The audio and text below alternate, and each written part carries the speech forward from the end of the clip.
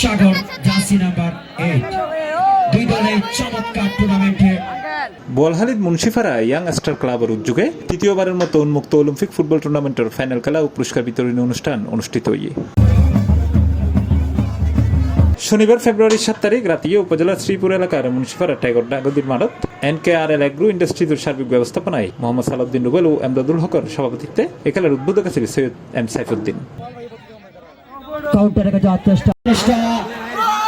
এই সময় প্রধান অতিথি হিসেবে উপস্থিত আছেন দক্ষিণ জেলা বিএনপি সিনিয়র যুগ্ম আহ্বায়ক আজিজুল হক চেয়ারম্যান। আল্লাহর ওয়াস্তে খেলা শুরু হবে, শুভ উদ্বোধন ঘোষণা করলাম।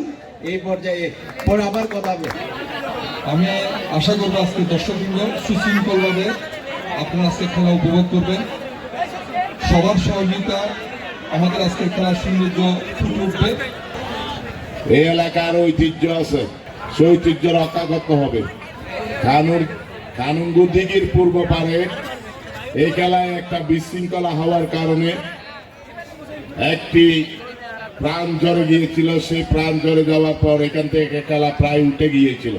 আর খেলার প্রধান আকর্ষণ আছে নিজামুদ্দিন মাহমুদ হোসেন। সময় মোহাম্মদ খলিলুর রহমানের পরিচালনায় বিশেষ অতিথি আছেন আব্বাস মোহাম্মদ মেহেদি হাসান, নূর নবী চৌধুরী, আজাদ খান, নুরুল আমিন, তাজুল ইসলাম সহ আরো বহুত কে। ফাইনাল খেলা ফটিয়া 5 স্টারের পরে নিরিবিলি ফুটবল একাদশ প্রতিদ্বন্দ্বিতা করে 2-0 গোলে ফটিয়া 5 স্টার ক্লাব বিজয়ী হয়। পরে অতিথিবৃন্দ বিজয়ী হওয়ার চ্যাম্পিয়ন ও রানার ট্রফি সহ অন্যান্য পুরস্কার তুলে দেয়। C+ TV Chittagong.